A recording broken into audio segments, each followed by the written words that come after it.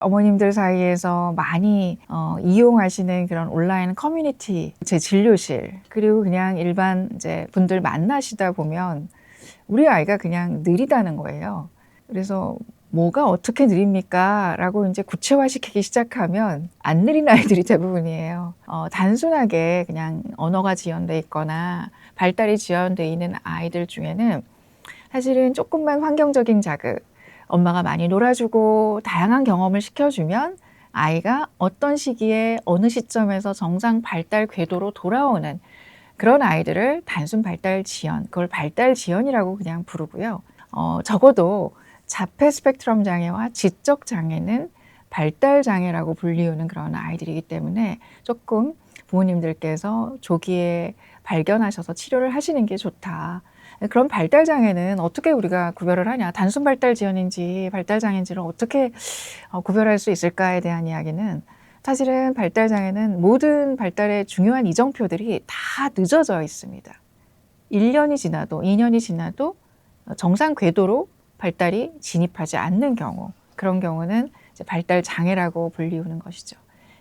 그래서 이제 많은 어머님들이 발달 장애가 아닌데도 불구하고 우리 아이가 지금 18개월인데 말을 못하네, 또는 잘 이렇게 뛰어다니지 못하네, 발달 장애라고 이제 막 확대해서 생각하시고 병원을 예약하시고 이제 그런 걱정들을 하시는데, 그걸 굳이 진료실까지 와서 저한테 말을 듣고 확인을 하지 않고 아 그래 우리 아이 그냥 단순 언어 지연이네 라고 판단하실 수 있는 그런 실마리들이 있거든요. 그런 부분을 좀 알려드리고자 합니다. 네, 안녕하세요. 저는 세브란스 병원 소아정신과에서 근무하는 천그나라고 합니다. 반갑습니다. 여러분들께 제가 말씀드리고 싶은 내용은 우리 아이가 느린 아이일까에 대해서 한번 살펴보는 시간을 갖도록 하겠는데요. 그래서 이제 언어가 느린, 말이 늦는 걸로 찾아오시는 분들이 가장 많아요. 보면 아 우리 아이가 지금 18개월이 됐는데 말을 잘 못해요. 뭐 24개월 때는 2단어, 3단어 연결해서 문장도 구사할 줄 알아야 된다는데 우리 아이는 뭐 10단어, 20단어밖에 못해요. 라는 그런 식으로 언어가 지연돼 있는 거를 걱정하시는 부모님들이 가장 많습니다. 그런데 이제 그 대목에서 부모님들이 그냥 뭐 조금 애가 이렇게 특이한 행동을 하면 어머 언어만의 문제가 아니라 자폐인가 봐 그러면서 막 검색도 하시고 그래서 이미 이제 막 자폐가 다 됐어요. 그래서 진료실을 이제 오실 때 우리 아이가 자폐인 줄 알고 오셨다가 단순 언어 지연입니다라고 이제 말씀을 들으면 뭐 감동의 눈물을 흘리시면서 너무 감사합니다 그러면서 이제 떠나시는 분들이 있거든요. 단순 언어 발달 지연은요, 말은 조금 늦지만 눈 맞춤도 잘 되고 또 애가 이렇게 몸짓으로 뭐 이렇게 이렇게 짚어내는 거 있잖아요. 뭐 엄마가 초코우유 먹을 거야, 딸기 우유 먹을 거야 그렇게 물어보면 딸기 우유라고 말은 못해도 이렇게 딱 그걸 쳐다보면서 그리고 엄마한테 그걸 요청하는 그런 눈빛을 딱 보내는 그런 어떤 교감, 꼭 딸기 우유라고 정확하게 표현하지 않아도 엄마하고 벌써 교감이 이루어져서 아 딸기 우유가 먹고 싶구나 라고 하면서 애가 그러면 이제 활짝 웃으면서 끄덕끄덕 딸기 우유 모르고 엄마가 초코우유를 집어주면 아니 그거 하면서 애가 이제 약간 그거 아니라고 표현하는 그런 제스처 표현, 이런 것들이 활발하게 이루어지는 아이라면 말귀도 어느 정도 알아듣고 또 표현도 비언어적으로라도 몸짓으로라도 표정으로라도 할 수 있는 아이라면 그거는 언어 지연이 아니다. 어느 시점에서는 말도 굉장히 잘할 수 있는 그런 실마리를 보여주는 거기 때문에 너무 걱정하실 필요가 없다라는 이제 말씀을 드리고 싶고요. 옆집 아이는 막 문장 완벽하게 구사하던데 우리 아이는 왜 이 10단어, 20단어밖에 못하지? 왜 뒤에 동사를 못 붙이지? 그런 걱정으로 언어치료센터를 막 3세도 안 된 아이를 데리고 다니면서 엄마랑 떨어져서 센터 들어가야 되거든요. 그러면 애착 문제 생기죠. 아니, 정상적으로 엄마하고 그냥 놀아주고 엄마가 아이 표정 이렇게 잘 교환하면서 많은 말을 해주면 상당히 아이가 발전을 할 터인데 너무 일찍 이제 치료센터도 막 데리고 다니시면서 아이가 불안해져가지고 막 울고 그러면 오히려 불안해지면 나올 언어도 쏙 들어갑니다. 그런 지점들이 걱정을 조금 오히려 하셔야 된다. 그래서 집에서 자극을 충분히 줘도 아이는 언어가 어느 시점에서는 트일 수 있다. 라는 말씀을 드리고 싶습니다. 그 다음에 이제 많은 분들이 걱정하시는 이 까치발 부분들, 까치발이 이제 이게 발이라고 한다면 이렇게 걷는 거거든요. 발바닥을 전부 다 닿으면 너무 불편한 거죠. 그래서 자폐 스펙트럼 장애 환자들이 감각적으로 되게 일반 사람들과 느끼는 감각이 좀 달라요. 너무 아무것도 아닌 건데 예민한 아이가 있는가 하면 우리는 너무 힘든 소리인데 너무 둔감한, 너무 힘든 자극인데 너무 아픈데 얘네들은 하나도 안 아파. 그리고 우리는 너무 좋은 음악인데 얘네들은 막 귀를 막아.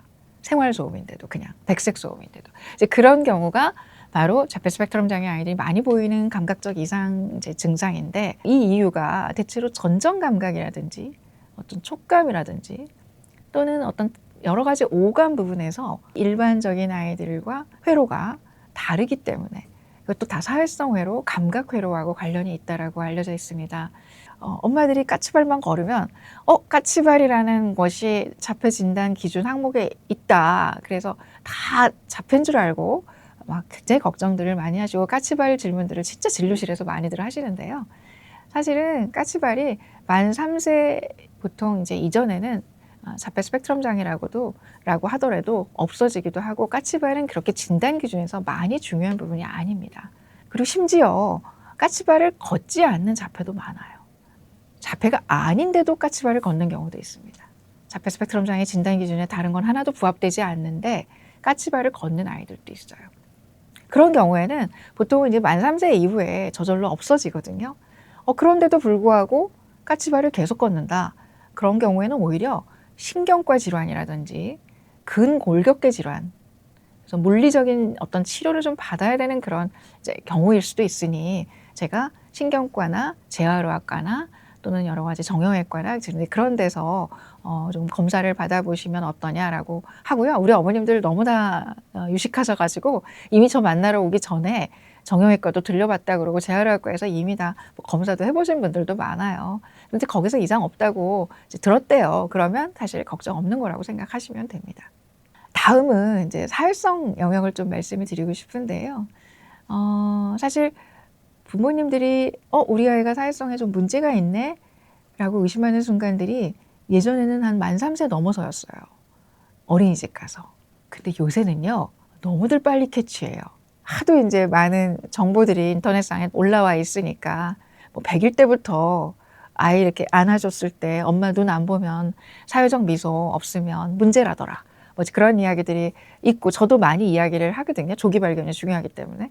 근데 그때는 사실은 조금 진단의 기준이라고 말할 수도 없고 또 그게 아주 병적이라고 말할 수는 없어요. 그래도 조금 걱정을 해야 될 시기는 이제 18개월 때입니다. 왜 18개월이 중요하냐면 이제 18개월쯤 되면 걷는 게 늦었던 아이도 독립보행을 좀 늦게 했다고 하더라도 18개월 때는 대부분 걷거든요. 보통은 돌 때 독립보행을 하는데 18개월쯤 됐을 때는 이제 자유롭게 많이 막 뛰어다니기도 하고 기동성이 확실하게 늘어나는 시기가 18개월인데 이제 그때 가면 아이들이 세상을 이렇게 기어다니기만 하다가 갑자기 직립보행을 하게 되니까 막 보이는 게 세상이 다르잖아요. 그러니까 뭐 신기한 것들이 많은 거죠. 그래서 이제 뭐 막 이것저것 만지고 막 그렇게 걸어다니기 시작하는 집들 놀러 가보시면 친구 집들 놀러 가보시면 막 모든 게 위에 다 올라가 있잖아요. 손 안 닿게 하려고. 그러면 이제 엄마들이 땡땡아 그거 만지면 안 돼. 그만. 그래야 되는데 애를 이름을 부를 일이 많이 생기잖아요. 그럼 애가 이름을 부르면 딱하게 엄마를 쳐다보고 이거 만지면 안 되는 건가 봐. 그러면서 이렇게 멈춰야 되는데 안 멈춰. 그리고 아예 그냥 반응을 안 해. 그건 만지면 안 되는 거고 뜨거운 거니까 화상을 입을 수도 있고 거기는 갔다가 넘어질 수도 있고 그러는 곳이니까 멈추고 엄마 얼굴 표정이 찡그러져 있으면 그걸 참고로 해서 자기 행동에 반영을 해야 되는 거를 바로 사회적 참조라고 하거든요. 근데 그 시기에 그 부분이 떨어져 있는 아이들이 바로 하고 싶은 대로 한다거나 엄마를 이름을 불렀는데 쳐다보지 않는다거나 그래서 홍용 반응이 왜 이렇게 안 좋지? 이름을 불렀는데도 왜 반응을 안 하지? 소리에만 반응하는 것처럼 이렇게 고개를 까딱하기는 하는데 엄마 표정까지 싹 살피지는 않지? 이제 이런 부분들이 바로 사회성의 가장 초기 신호입니다. 그래서 그때 그 부분에 대해서 뭔가 좀 빈약하다 싶으면은 좀 약간 주시해서 주의 깊게 그 다음부터 아이가 어떤지를 보기 시작해야 됩니다. 그것과 더불어 말도 같이 늦다. 또 약간 특이한 행동을 한다. 뭔가 애가 손에만 갖다 하면 다 일렬로 줄을 세운다거나 또는 뭔가 동그란 걸 보면 자꾸 돌린다거나 뭔가 이렇게 독특한 행동을 뭐 이렇게 손을 턴다거나 이렇게 손바닥을 자기 얼굴 앞에 가져가서 이렇게 시각적인 어떤 뭔가 뭘 도대체 즐기는지 모르겠는데 뭔가 이렇게 보면서 허공을 보면서 즐긴다거나 이제 그런 부분들이 있다면 조금 사회성 발달 장애를 그게 바로 자폐 스펙트럼 장애인데요. 사회성 발달 장애를 의심해야 됩니다. 소아야, 소아야, 소아야, 갑자기 소아야, 불러도 반응이 없는 아이. 소아야. 처음 아내에게 아이가 자폐 증상을 보인다고 했을 때 아내는 울면서 저에게 화를 냈어요. 정말 밝고 건강한 아이였거든요.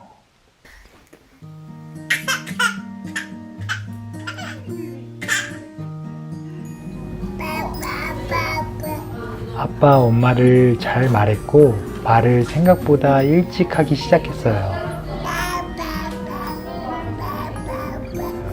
하지만 생후 18개월부터 아이는 조금씩 달라지기 시작했어요. 웃음과 표정이 사라지고 혼자 있으려고 했어요. 소아야, 지금 아빠 어디서 있어? 응? 으아, 메롱. 사실 집에서도 마찬가지였어요.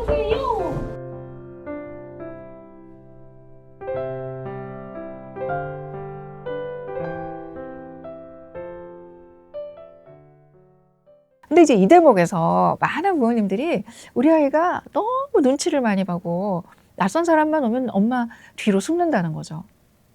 수줍음. 되게 애가 낯가리가 심하고 수줍음이 많고 그렇게 엄마 아빠 앞에서는 막 표정이 화사하고 말도 곧잘 하던 애가 옆집 할머니가 놀러 오신다거나 또는 오랜만에 만난 어떤 친구 엄마를 만났다거나 그럴 때는 말을 한마디도 안 하고 너무 수줍음이 많다. 그리고 어린이집을 이제 뭐 요새는 24개월, 36개월 때 일찍 보내니까 거기 가서 애가 너무 주도적으로 놀지를 못하고 친구 따라가 댕기기만 하고 친구한테 먼저 다가가질 못한다라는 걸로 걱정을 하시는 분들이 굉장히 많거든요. 근데 사실 그거는 사회성의 영역이 아니고요. 그냥 좀 사교적이지 못하고 조금 눈치를 많이 보는 어떻게 보면 좀 불안이 높은 그런 영역이지 사회성 발달이 떨어져 있다라고 말할 수가 없는 겁니다. 그래서 구별을 잘 하셔야 돼요. 그래서 많은 분들이 사교적인 것과 사교적이지 않은 것을 사회성이 좋다, 사회성이 나쁘다와 혼동해서 사용하는 경우가 있는데 사실은 사회성 발달은 오히려 눈치를 많이 본 게 좋은 겁니다. 사회성 발달이 좋은 아이들은 위협적인 상황에서 본인이 이렇게 탐색을 하고 저 사람이 나를 어떻게 할 것인가, 호의적으로 대할 것인가, 혼을 낼 것인가, 갑자기 주사기를 들고 달려올 의사 선생님인가 그런 걸 보고 싹 이렇게 눈치를 보죠. 그건 사회성이 좋은 거예요. 오히려 사회성이 안 좋은 아이들은 낯선 공간을 갔는데도 아랑곳 않고 아무한테나 아무 공간이나 막 가고 심지어 의사 선생님 무릎에 앉기도 하고 아무한테나 다가가는 게 사회성이 좋은 게 아니라는 거죠. 뭐 엘리베이터 같은 데서 사회성이 떨어지는 아이들은 자기가 좋아하는 숫자를 누르는 어떤 아주머니 보고 20층이다, 30층이다. 그렇게 막 계속 멘트를 하는 아이도 있어요. 그러면 이제 그 아주머니는 아유 귀엽다, 뭐 너는 어디 살아? 그러면 대꾸를 안 해. 자기가 할 말만 하고 어떤 사람이 호의를 보이는 거에 대해서는 반응을 안 보이는 거죠. 그게 바로 사회성 발달 장애고 그런 아이들이 바로 자폐 스펙트럼 장애를 의심할 수 있는 그런 사인들입니다. 자, 그 다음 산만함에 대해서 우리가 좀 다뤄보고 싶어요. 산만하다고 모든 아이가 ADHD라고 생각하시는 부모님들이 너무 많은데요. 영유아기 때 산만한 거는 대부분 ADHD가 아닐 가능성이 높습니다. 왜냐? ADHD는 만 6세 이후에 진단 내려야 되는 그런 진단 기준이 있거든요. 그걸 연령 크라이테리아라고 합니다. 연령 진단 기준. 그리고 또 하나는 다양한 환경, 다양한 세팅, 학교, 집, 학원, 이웃집, 다양한 공간, 멀티플 세팅에서 얘를 만나는, 이 아이를 만나는 사람들이 다 아유 쟤는 그냥 너무 정신이 없어. 뭐 해야 될 규칙이 있는데 잘 안 지켜. 아유 쟤는 또 이번에도 또 놓고 왔어. 그 물건을. 그런 이야기들을 여기저기서 듣게 되는 아이가 ADHD예요. 어디 가서는 너무 모범생인데 어디에서만 산만하다 그런 게 없습니다. 자폐 스펙트럼 장애는요. 익숙한 공간에서는 거의 문제가 없어요. 자기 루틴이 지켜지고 예측 가능한 곳에서는 큰 문제가 없어요. 뭐가 변화가 생겼다. 낯선다. 처음 가보는 공간이다. 처음 만나는 사람이다. 조금 힘들어집니다. 내가 어떤 행동을 해야 될지 머릿속에 탑재된 뭔가가 없기 때문에 그래요. 늘 새로워요, 얘네들한테는. 그러니까 일단 처음에는 막 이 행동 저 행동 해보고 보는 거예요. 어쩔 줄을 몰라요. 내가 무슨 행동을 해야 될지를 모르는 거죠. 기본적으로 눈치나 분위기 파악을 잘 못하기 때문에. 그런 경우에 겉으로 보기엔 산만해 보이니까 엄마들이 ADHD 아닌가요? 라고 이제 그걸 헷갈려 하시는 경우가 있는데 그런 경우는 오히려 ADHD보다는 자폐 스펙트럼 장애를 의심해야 된다. 오히려 ADHD 아이들은 거꾸로거든요. 낯설 때는 좀 눈치를 보면서 이렇게 차분하게 있어요. 일단 관망을 하는 거죠. 위협적인 상황인지 안 위협적인 상황인지. 근데 조금 익숙해지고 저 사람이 좀 나한테 뭐 잘해주는 것 같고 여기는 위험한 곳이 아니네. 그러면 이제 그때부터 산만해지기 시작하는 게 바로 ADHD입니다. 그게 다르고요. 이제 학교를 들어갔어요. 그럼 6세가 이제 넘었으니까 그럼 산만하면 다 ADHD 맞겠네요. 그게 아니고요. 학교를 딱 갔는데 수업 시간이 됐어요. 뭐 수학 시간이라고 해봅시다. 자, 2 더하기 3 쓰세요 하고 이제 써야 되는데 어떤 아이가 좀 딴짓을 하고 있어요. 뭐가 이렇게 뭘 만지작 거리는 게 보여서 선생님이 이제 그 앞에 가서 땡땡아, 이거 지금 수학 시간인데 2 더하기 3 이거 얼른 써야지. 너 쉬운 거잖아. 할 수 있잖아. 왜 종이 접기를 하고 있어? 근데 아이가 나 오늘 종이학 10개까지 접어야 되는데? 그렇게 하는 거죠. ADHD 아이들은 그 순간 얼른 이 서랍으로 이렇게 숨깁니다. 종이 접기 하던 거를 안 들키려고. 죄송합니다. 2 더하기 3 얼른 할게요. 이제 그러고 또 선생님 눈 피해서 이렇게 다시 또 종이학을 뭐 쉬는 시간에 접든 선생님이 싹 안 볼 때 이제 눈치 봐가면서 접든 뭐 그럴지언정 자폐 스펙트럼 장애 아이들은 왜 내가 종이 접기 지금 10개 다 하고 있는 걸 선생님이 나를 방해하지? 약간 그런.